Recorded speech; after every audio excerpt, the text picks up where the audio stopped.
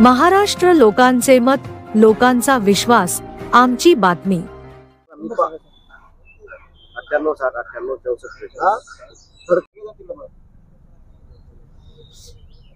संचालक कार्यालयासमोर आपण आमरण उपोषणास बसलेले आहे। ही आमरण उपोषणाचं आपण जसं आता सरांनी सांगितलं की आतापर्यंत पाठपुरावा करून शासनाकडून कारवाई केली जाते, तर आपण आमरण उपोषण बसलाय, यामुळे काय आपलं प्रकरण पुढे वाढू शकतं आणि काय अपेक्षा आहेत आपल्याला? पहा, मागील 1.5 वर्षापासून श्रीमती वनिता माधवराव भालेराव यांच्यावर कारवाई करावी, बडतर्फीची कारवाई करावी यासाठी आम्ही सतत पाठपुरावा करत आहोत। परंतु प्रशासन याकडे शुद्ध म्हणजे असं म्हणता येईल आम्हाला बेदखल करते की काय या प्रकरणातून, अशी आम्हाला या ठिकाणी आता भीती वाटायला लागली। कारण या प्रकरणाच्या मागे कोणीतरी राजकीय शक्ती, मोठी राजकीय शक्ती कार्यरत आहे का, अशी शंका मला या ठिकाणी वाटते। सर, आपण जसं आता उपोषणाला आज बसलेले आहेत वनिता भालेराव यांच्या विरोधात, यांच्याविषयी आपण काय काय पाठपुरावा केला याबद्दल काही सविस्तर माहिती सांगा। डॉक्टर शंकरराव चव्हाण शासकीय रुग्णालय व महाविद्यालय या ठिकाणी त्यांची तपासणी झाली आणि तपासणीअंती त्यांना असं आढळून आलं की ही महिला कर्णबधीर नाही। त्यामुळे त्यांनी काय केलंय, आलियावर जंग हॉस्पिटल बांद्रा मुंबई या ठिकाणी त्यांना पुढील तपासणी करण्यासाठी आदेशित केलं तिथून खरं तर पत्र काढून। परंतु 3 पत्र देऊन देखील वनिता भालेराव आलियावर जंग हॉस्पिटल या ठिकाणी स्वतःची तपासणी करून घेण्यासाठी जाण्यास तयार नाही।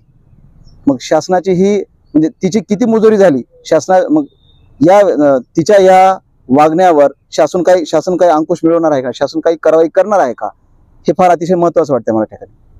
आता सर शासनाचं आता सांगितलं तर की त्यांना नोटीस दिलेली की तिथे जाऊन तपासणी करा, आता याच्या पुढे आपल्याला काय अपेक्षा आहेत शासनाकडून?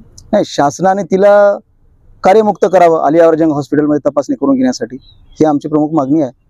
त्याअंती आणि जर समजा असं होत नसेल तर तिच्यावर बडतर्फीची कारवाई करावी, शिस्तभंगाची कारवाई करावी, काहीतरी कारवाई करावी ना।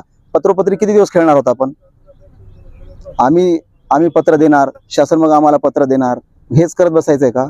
गेली 1.5 वर्षाचा आम्ही हेच करतोय। पुढील कारवाई काही करणार आहात का? मान्य शिक्षण उपसंचालक यांनी आम्हाला ठोस करवावं। हे उपोषण तुमचं आता किती दिवस चालणार आहे? हे सर आमरण उपोषण आहे। जोपर्यंत शासन तिच्यावर काही कडक कारवाई करणार नाही तोपर्यंत हे आमचं अविरतपणे आमरण उपोषण सुरू राहील। कारवाई तरी आता एवढा पाठपुरावा करूनही तुमच्या जे ते पाठपुराव्याला मान्यता म्हणजे मानत नाही सरकार, तर सर तुमची पुढील कारवाई काय असेल, म्हणजे पुढील काय तुम्ही पाऊल उचलणार? सर आता या ठिकाणी मला तर आता पुढचा पर्याय आत्मदहनाशिवाय मला काय पर्याय उरलेला असं मला दिसत नाही। माझं पुढचं पाऊल हे आत्मदहन असेल।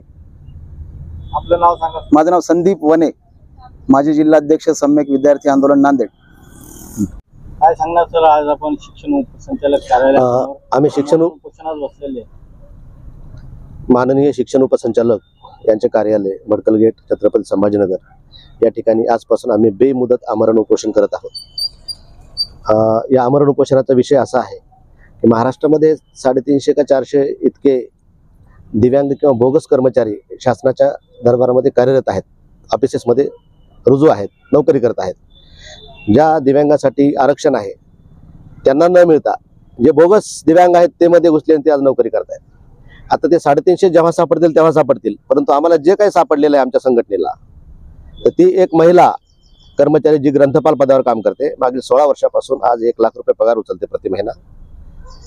या महिलेने स्वतः कर्णबधीर आहे असे भासवले आणि प्रमाणपत्र 2009 साली काढले, मात्र आताच्या पुनर्तपासणीमध्ये असं आढळलं की ती महिला कर्णबधीर नाही। आमच्याकडे डॉक्टर शंकरराव चव्हाण शासकीय वैद्यकीय महाविद्यालय आणि रुग्णालय नांदेड यांचा रिपोर्ट आहे लेखी स्वरूपाचा, की बाबा या महिलेच्या 2 प्रकारच्या चाचण्या केल्या, एक OAE आणि दुसरी ऑडिओमेट्री। या दोन्ही चाचण्यांमधून निष्पन्न होत नाही की ती महिला कर्णबधीर आहे आणि म्हणून या महिलेची पुनर्तपासणी करण्यासाठी Ali Yavar Jung national institute of speech and hearing disabilities Mumbai या ठिकाणी त्याची पुढील ASSR तपासणी करण्यासाठी पाठवावे असं शासनाला पत्र लिहिलं। शिक्षण उपसंचालक माननीय शिक्षण आयुक्त पुणे यांनी सुद्धा संबंधित महिलेची तपासणी आलियावर जंग हॉस्पिटल मुंबई येथून करावी अशा स्वरूपाचे पत्र दिलेले आहेत, परंतु ती महिला स्वतःची पुनर्तपासणी करून घेण्यासाठी आलियावर जंग या ठिकाणी जात नाही आणि शिक्षण उपसंचालक कार्यालय तिच्यावर दंडात्मक किंवा शिस्तभंगाची कारवाई करायला तयार नाही। म्हणून आमचं असं म्हणणं आहे की निवळ पत्रोपत्री हा कारभार नको, तर संबंधित महिला बोगस कर्णबधीर आहे आणि म्हणून त्याच्यावर शिस्तभंगाची कारवाई करावी, तिला निलंबित करावं आणि तिच्यावर फसवणुकीचा गुन्हा दाखल करावा अशी आमची मागणी आहे. जसं पूजा खेडकर नावाचं प्रकरण आपल्या देशात गाजलं, अगदी तशाच प्रकारची हे पूजा खेडकर आम्हाला सापडलेली आहे आणि म्हणून आम्ही या ठिकाणी आमरण उपोषणाला बसलेलो आहोत. हे त्या महिलेचे फोटो आहेत. एका कारणाला 10 मिनिटे मोबाईल लावून बोलते, लगेच पुन्हा काही वेळानंतर दुसऱ्या डाव्या कानाला 10 मिनिटं, अगोदर उजव्या कानाला 10 मिनिटं, नंतर डाव्या कानाला 10 मिनिटं मोबाईलवर ते बोलत आहे. ही महिला कर्णबधीर कशी असू शकते? आमच्याकडे अशा प्रकारच्या बोलण्याचे व्हिडिओ सुद्धा आहेत आणि म्हणून हा एक मूळ दिव्यांग संवर्गातील उमेदवारावर अन्याय आहे आणि म्हणून अशा प्रकारच्या खोटारड्या, अशा प्रकारच्या बनावट कर्णबधीर कर्मचाऱ्यांना शासनाने निलंबित केले पाहिजे अशी स्वरूपाची आमची मागणी आहे आणि ही मागणी मान्य होत नाही म्हणून आम्ही शिक्षण उपसंचालक कार्यालय यांच्याकडे दाद मागण्यासाठी आज येथे आलेलो आहोत. सर, आपण शासनाकडे नेहमी पाठपुरावा केलेला आहे, याबाबत प्रमाणही दिलेले आहेत, Yes. तरी यांच्याकडून कारवाई केली जात नाही. यात तुम्हाला काय वाटतं सर, का होत नाही कारवाई? तर शासनाकडून अनेक पत्र आलेले आहेत. शिक्षण म्हणजे महाराष्ट्र शासनाच्या शालेय शिक्षण विभागामधून प्रशासन 5 मधून एक पत्र मागच्या वर्षी निघालं होतं की संबंधित महिलेची चौकशी करा, अहवाल सादर करा. शिक्षण उपसंचालक शिक्षण आयुक्त पुणे यांना, शिक्षण आयुक्त पुणे यांनी शिक्षण उपसंचालक छत्रपती संभाजीनगर यांना एक पत्र दिलेलं आहे की संबंधित महिलेची चौकशी करा, तिचं प्रमाणपत्र बघा, शोधा आणि तसं काही आढळत असेल यांच्या म्हणण्याप्रमाणे तर तिला आलिया अर्जंग हॉस्पिटल या ठिकाणी मुंबई या ठिकाणी तिला पाठवा, पुनर्तपासणी करा, त्याच्यानंतर कारवाई करा. आता जवळपास 1.5 वर्षापासून आम्ही पाठपुरावा करतोय, कुठल्याही प्रकारची ठोस कारवाई होत नाही आणि ही कारवाई का होत नाही याचं उत्तर आता प्रशासनाने द्यावं अशी आमची मागणी आहे. आपलं नाव सांगा. मी डॉक्टर अतुल चंद्र मोरे, कास्टवाईफ कर्मचारी महासंघाचा जिल्हाध्यक्ष नांदेड.